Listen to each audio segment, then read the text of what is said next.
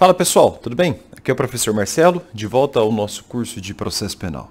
Então, como sempre, sou o professor Marcelo. Este é o canal Resenha Forense. E você está no nosso curso de processo penal. Aula, se eu não me enganar aqui, 34. Se eu me equivocar, é a aula que está no vídeo. Eu acho que é 34. 33 ou 34, deve ser 34. Por favor, inscreva-se no canal, curta o vídeo e, se puder, ajude a Resenha Forense na forma indicada no material, tá? Se você quiser ler o material, PDF na descrição do vídeo, tá? Na descrição do vídeo há um link, esse link te leva para um grupo e lá no grupo você consegue o nosso PDF atualizado, tá? Eu só não aceito fake e nome anônimo no meu grupo, só isso. Maravilha. Ufa, mudamos de assunto, né? Depois de 30 e poucas aulas aí, 32 aulas, se essa for a 34, né? Falando só de competência criminal, vamos mudar um pouco o disco, né? Mudar um pouco o tema. Vamos ao item 4. Inaugurar um item novo aqui, ó. Item 4 do nosso curso, para você se localizar aí, ó. Disposições preliminares do Código de Processo Penal. Disposições preliminares do Código de Processo Penal.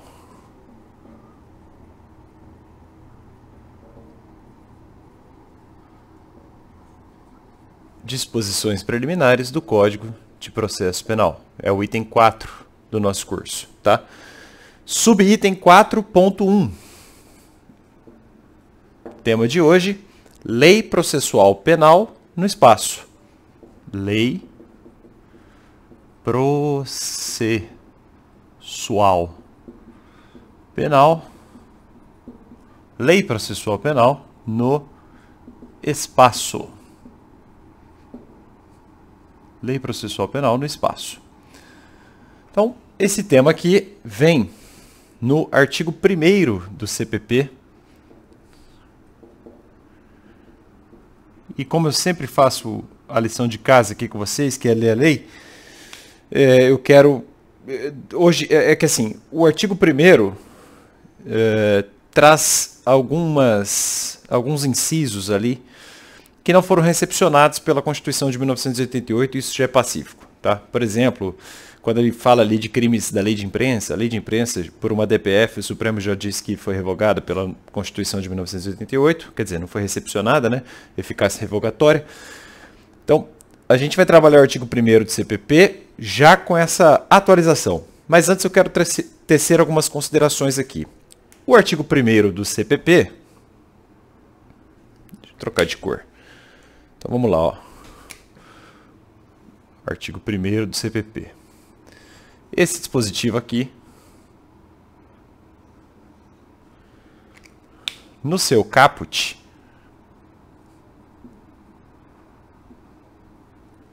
o caput traz o que a doutrina chama de princípio da territorialidade. Abstraída aqui a discussão sobre o que é um princípio jurídico, tá? Vamos ser mais direto aqui. Princípio da territorialidade. Seria uma regra, mas enfim, vamos lá. Princípio da territorialidade.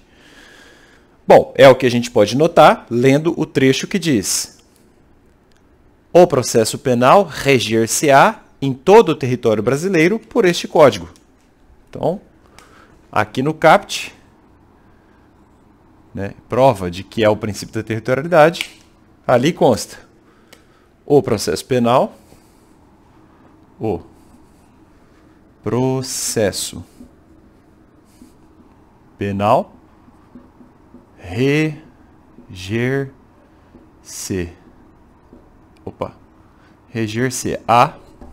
o processo penal reger-se-á, vírgula, em todo o território brasileiro, em todo o território,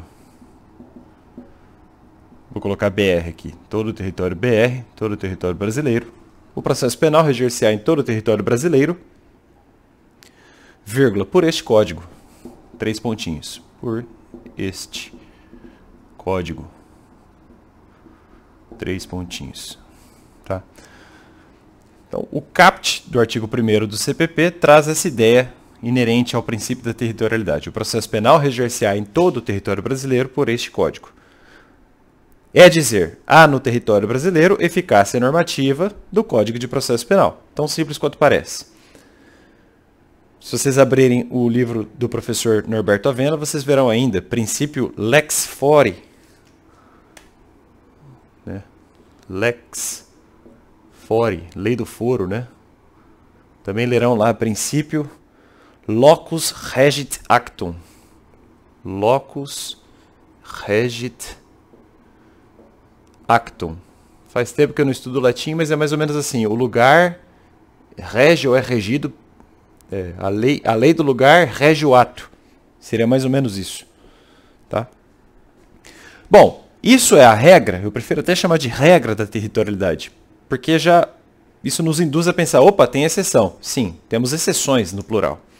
Existem algumas exceções, ou seja, uma parte da doutrina diz, essas exceções traduzem casos nos quais há outras leis processuais aplicadas no lugar do CPP. A rigor, se a gente pensar assim, pensando na territorialidade, isso não seria uma exceção, né? Não a regra em si da territorialidade, seria uma exceção de incidência. Quer dizer, processos específicos observam leis específicas. Eu poderia dar aqui o exemplo da Lei 8.038, se eu não me engano. O procedimento penal nos tribunais superiores. Tem um rito ali que é diferente do CPP. Embora o professor Guilherme Madeira Desenho diga, olha, mesmo assim, a gente não afasta o CPP totalmente. O certo é a gente ler isso aqui, nessa ótica, sim. As exceções trazem uma ideia segundo a qual o CPP acaba sendo uma norma subsidiária em relação ao que já está disposto numa lei específica. Enfim, a rigor, então, isso não seria uma exceção à regra da territorialidade, mas um temperamento interno de normas que, afinal, são também brasileiras. Se eu bem entendi, a mesma consideração é feita por Fernando Capês, que diz o seguinte: as ressalvas mencionadas neste artigo, já vou falar quais são, não são, diz Capês, não são, como podem parecer, exceção à territorialidade da Lei Processual Penal brasileira, mas apenas à territorialidade do CPP. Interessante isso, eu acho que vale a pena colocar aqui, ó. Fernando Capês. Lição do Fernando Capês, que diz: as exceções, que eu já vou mostrar quais são, as exceções deste artigo não são, como podem ser, exceções à territorialidade da Lei Processual Penal brasileira. Não são exceções à territorialidade da Lei Processual Penal brasileira. E eu concordo com ele. Da Lei Processual Penal brasileira. Já vocês vão entender, tá? Só deixa eu colocar essa premissa aqui. Mas apenas, são então exceções apenas à territorialidade do CPP. Mas apenas a essa ideia, né, de territorialidade do CPP. Impõe, diz Capês, impõe, as exceções que eu vou mostrar daqui a pouco, tendo em vista as peculiaridades do direito, a aplicação de outras normas processuais positivadas na Constituição Federal e em leis extravagantes. Ele dá exemplos aqui: crimes de responsabilidade, crimes militares, crimes eleitorais, falimentares, entorpecentes, contravenção do jogo do bicho, infração de menor potencial ofensivo, etc. Tá? Também Guilherme Madeira Desen é mais detalhista nesse ponto aqui. Antes de a gente ver as exceções, vamos ver um pouquinho de doutrina. Guilherme Madeira Desen. Diz Guilherme Madeira Desen o seguinte. É interessante essa colocação aqui do Madeira. Ó. Para ele, o artigo 1º traz, a rigor, duas regras. Então, o artigo 1º do CPP traz duas regras.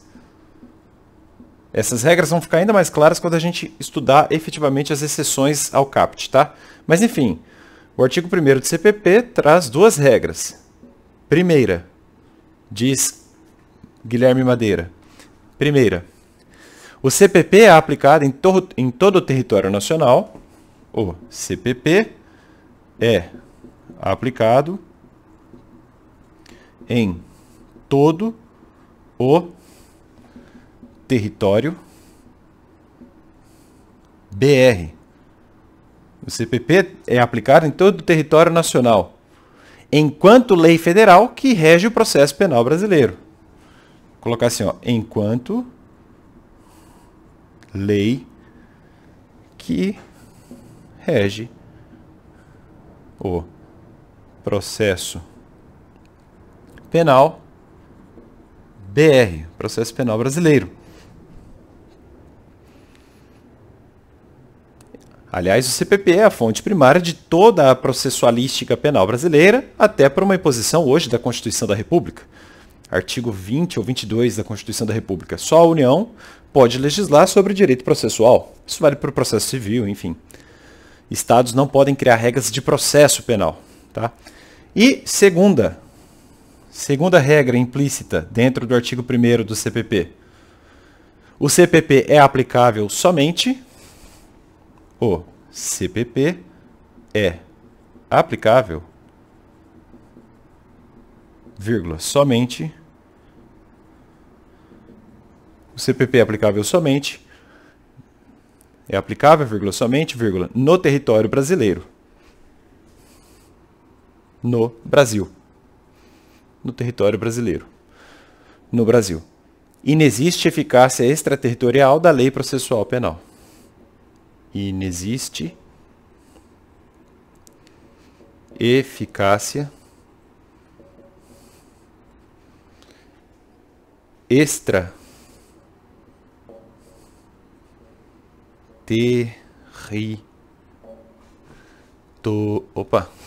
Inexiste eficácia extraterritorial de lei processual penal. Tá aí, ó. Serão as duas grandes regras que a gente pode colher do artigo 1º do CPP na sua globalidade, quer dizer, consideradas as exceções. Bom, essa é a regra. É o princípio da territorialidade, certo? Então aqui é a regra. E aí aparecem as exceções. Deixa eu passar, eu sei que o verde não dá para ler muito, mas então aqui, isso aqui é a regra, certo? Eu ainda vou deixar essa caneta verde boa, não sei como. Uma pena. Então, isso é a regra. Agora, as exceções. Se é que a gente pode tratar como exceção diante de tudo isso que eu coloquei, tá? Mas as exceções são as seguintes. Então, aqui, ó, é a regra. E agora vem as exceções. E agora a gente vai ler o código do jeito fácil, sem churumela, tá? Eu já vou considerar, já vou afastar e nem vou ficar explicando por que alguns incisos não foram recebidos. Vamos direto ao ponto Dentro do artigo 1º nós temos as exceções àquela ideia de territorialidade, aquela ideia de locus regit actum, tá? São as seguintes. A primeira, os tratados, vírgula, as convenções e as regras de direito internacional, as convenções e as regras. Os tratados, as convenções e as regras de... Vou colocar assim, ó, DI, Direito Internacional, tá? Os tratados, as convenções e as regras de direito internacional. Artigo 1º, inciso 1. Artigo 1º, inciso 1º. Aqui ganha importância o estudo das imunidades diplomáticas. Assunto que vocês estudam com os internacionalistas. Não é o meu foco, tá? Imunidades diplomáticas. E nesse tanto, então, isso aqui, ó, imunidades diplomáticas, consultem, por exemplo, a chamada Convenção de Viena. Tem uma Convenção de Viena sobre imunidades que trata da matéria, tá? Aí é para quem quer ser embaixador, quem quer ser... Aqueles concursos lá do Rio Branco, né? Aí é mais para esse pessoal aí, tá? Sinceramente, não é um tema que me apeteça, não. Acho até bem chatinho. Outro asterisco, mais uma exceção, as prerrogativas constitucionais. As prerrogativas constitucionais. Eu vou abreviar, tá? Prerrogativas constitucionais do Presidente da República, o PR, prerrogativas constitucionais do Presidente da República, dos ministros de Estado, prerrogativas constitucionais do Presidente da República, dos ministros de Estado. E aqui, ó, nos crimes conexos com os do Presidente da República. Então aqui, ó, você observa a prerrogativa constitucional de ministro de Estado em crimes conexos. Por eles praticados, crimes conexos com os do Presidente da República, com os do PR. Essa é a literalidade do código, tá? Não precisa entender tudo isso agora não, só para vocês terem a redação do código aí, tá? Mas não só essas prerrogativas aqui, também temos dos ministros do STF nos crimes de responsabilidade. Ministros do Supremo, e aqui é nos crimes de responsabilidade. Pela literalidade do código, que tem de ser vista, na verdade, pela ótica da Constituição hoje vigente, crime comum, aparentemente aqui, só Presidente da República, né? Isso aqui, ó, está no artigo 1º, inciso 2º. Bom, nesse tanto aqui, alguns pontos se impõem, né? Sobre as prerrogativas, enfim, ó, vou puxar a seta. Os crimes de responsabilidade, ó, crimes de responsabilidade. Isso aqui, ó, crimes de responsabilidade, ao qual mencionados aí pelo Código, querem dizer, na verdade, não são crimes comuns, delitos comuns, tá? Do direito criminal propriamente dito. Eles assumem uma natureza jurídica diferente. Natureza jurídica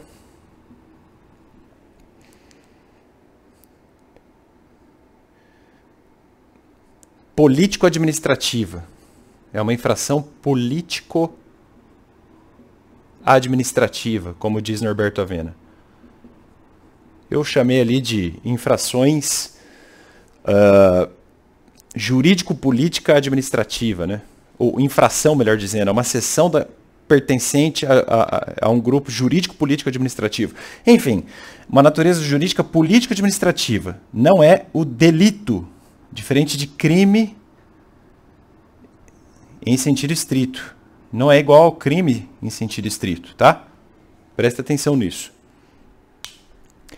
Vale anotar aqui, e isso é interessante, que as autoridades federais, que são presidente da República, ministros de Estado e ministros do Supremo, são julgados, no caso, pelo Senado, quando houver crime de responsabilidade. Então, ó, essas autoridades aqui, nos crimes de responsabilidade, como são autoridades federais, são julgadas no Senado. Bom, é um impeachment, por exemplo, né? O Senado é o juiz do caso. Até o Celso Antônio Bandeira de Mello diz, exercício atípico ou anômalo da função jurisdicional pelo órgão legislativo. Então, sai um pouquinho daquela ideia de divisão de poderes clássica, né? O Senado julga as autoridades federais aqui mencionadas. No âmbito dos estados, né, quer dizer, da unidade federada Estado e dos municípios, a gente tem, é engraçado isso, ó. No caso de estados, quem julga os crimes de responsabilidade é um tribunal especial.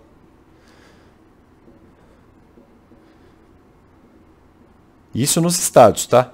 E esse tribunal especial é composto de desembargadores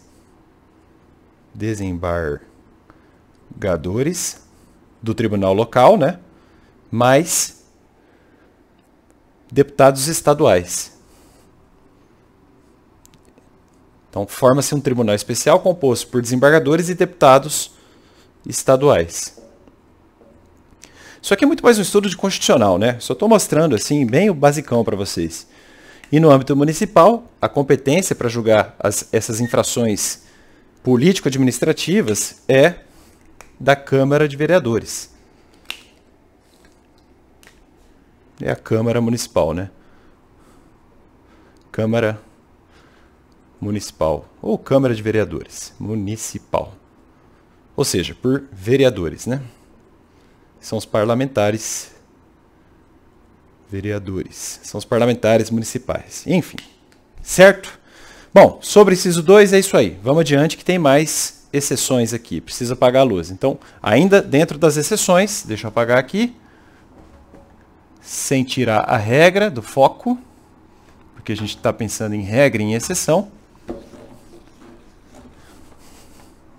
Por isso que vejam, estou dando vários casos assim que, você vai usar outra lei penal processual / procedimental, mas não deixa de ser uma lei brasileira, né? Por isso que eu acho estranho quando a doutrina coloca assim, mas eu tenho que mostrar do jeito que a doutrina mostra, que senão vocês vão ficar confusos também, né? Mais uma exceção aqui, ó. Exceções, né? Mais uma. Os processos da competência da Justiça Militar. Os processos da competência. Nossa, eu uso a palavra competência, já dá um calafrio, né? Mas enfim, da Justiça Militar. Os processos de competência da Justiça Militar. Artigo 1º, inciso 3º. Artigo 1º, inciso 1, 2, 3. Como já falei anteriormente, o direito militar tem uma competência que lhe é própria, peculiar. O seu direito material é diferente e com o processo não seria diferente. Eles usam muito mais o chamado CPPM, né? Código de Processo Penal Militar. Então, processo penal militar, quem estuda aí para o MP militar, para justiça militar, para coisas militares, é o CPPM, tá? Não conheço muito direito militar, sendo bem honesto, tá? Meu processo penal aqui é mais o comunzão mesmo, do direito dos civis, né?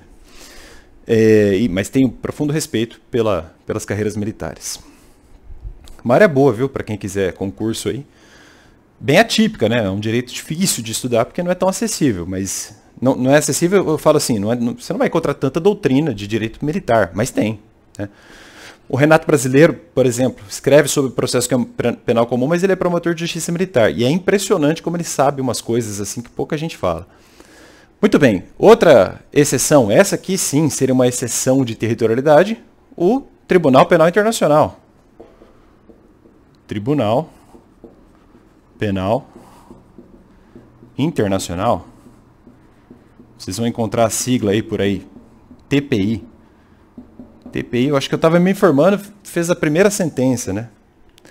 TPI é só coisa séria, tá? É crime de lesa humanidade. Crimes. Vou colocar crime de lesa humanidade. Se não me engano não, eu sei que está lá no artigo 5º, mas se eu não me engano é o parágrafo 4º, tá? Da Constituição da República, que faz uma menção da submissão do Brasil ao Tribunal Penal Internacional. Posteriormente isso se deu com o famoso Estatuto de Roma, né? Se eu não me engano não, artigo 5º, parágrafo 4º da Constituição, é isso mesmo, ó. Então vejam aí, CF, artigo 5º, artigo 5º, parágrafo 4º e Estatuto de Roma. Por sinal, um bom diploma legislativo de leitura, tá?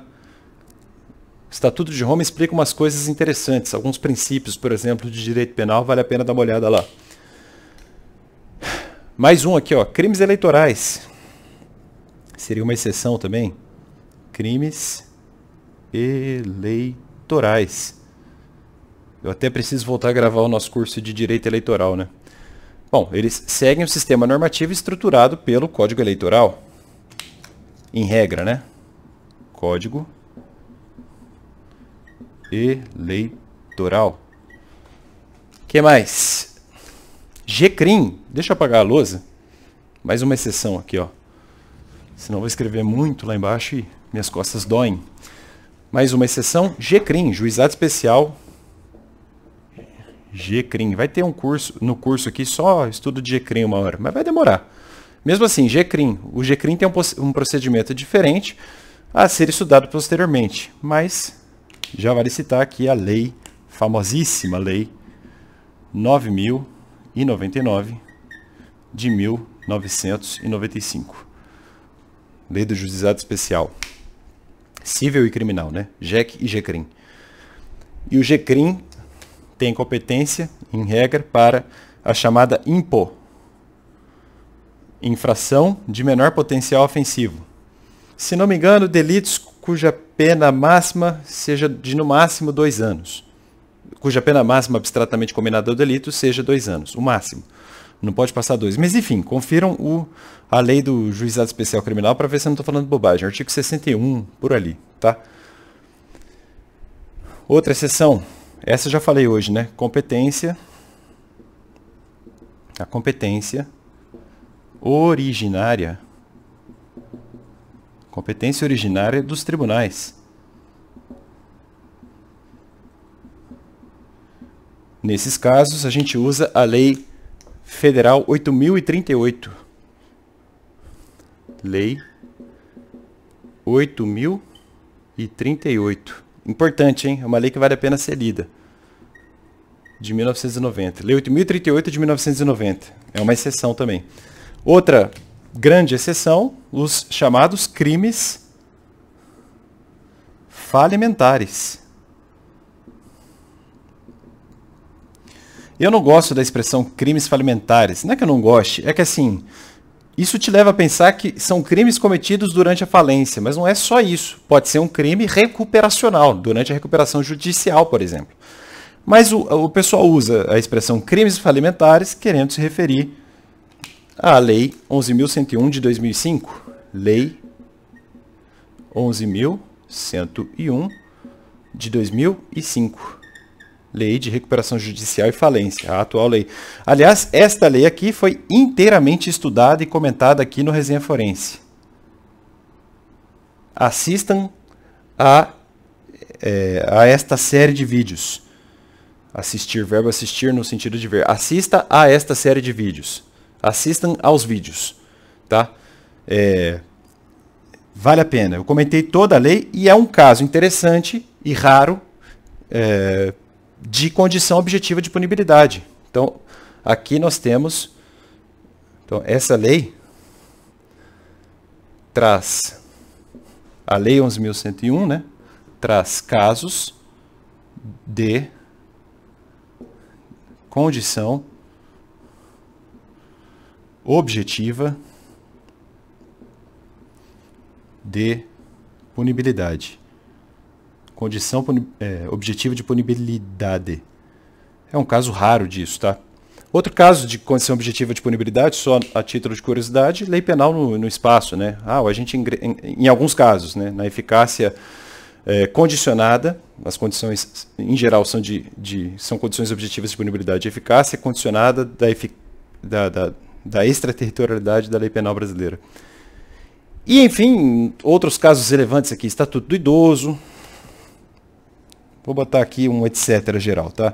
Então, ó, Estatuto do Idoso, tem lá umas regrinhas de processo penal, drogas, Lei de Drogas, 11.343 de 2006, 11.343 de 2006, a 11.340, que o pessoal chama de Maria da Penha, embora não seja este o nome oficial, enfim, tá? Essas seriam as exceções. E eu já expliquei por que eu não gosto de chamar de exceção à territorialidade. Na verdade, é uma questão muito mais de incidência, né? E não de territorialidade no sentido de soberania. Enfim, uma coisa é certa. A jurisdição é a expressão da própria soberania estatal, como já expliquei em 3 vídeos aqui no canal Resenha Forense, já citados anteriormente, né? Eu gravei lá umas 4 horas só sobre jurisdição. Vejam esses vídeos lá. Sendo assim, não é possível e nem é de se esperar a aplicação da lei processual penal do Brasil fora das nossas fronteiras. Claro, questão de soberania. Se um juiz brasileiro procede com diligências tendentes à oitiva de uma testemunha na África do Sul, por exemplo, agirá com apoio apenas em uma formalidade interna do Brasil, que é a chamada carta rogatória. Tá? Carta rogatória. Eu já vi uma do Japão, mas do Japão para cá, era para ouvir uma testemunha aqui no Brasil. Ou de lá para cá, enfim, e tinha aquelas letrinhas, tem que chamar tradutor, enfim, tá? Isso aí, direito internacional. No entanto, a gente respeita a aplicação da lei processual sul-africana nos atos processuais, ou melhor, respeitar-se-ão, né, os preceitos da lei processual sul-africana, nesse exemplo, mas aí é papel do juiz de lá. Claro que o juiz sul-africano aplicará o ordenamento sul-africano, as regras sul-africanas. Tá? Mas se eventualmente, por exemplo, um juiz brasileiro ouve uma testemunha por uma carta rogatória enviada de um juiz estrangeiro para cá, a gente observa a lei interna para cá para esse ato, locus regit actum, né? Então, para este ato de oitiva de testemunha, o juiz brasileiro vai olhar a processualidade interna do Brasil. Depois, com as homenagens de estilo e com saudações, devolvo ao ilustríssimo juiz de tal país o ato solicitado em colaboração internacional. Tá? O grande exemplo disso seria a homologação da decisão estrangeira, né? É o chamado exequatur. Hoje isso é feito no STJ. Antigamente era no Supremo. Depois da emenda 45 ficou para o STJ. E por fim, essa matéria aqui não se confunde com o direito penal no espaço. Né? O direito penal material tem regras próprias de espacialidade, né?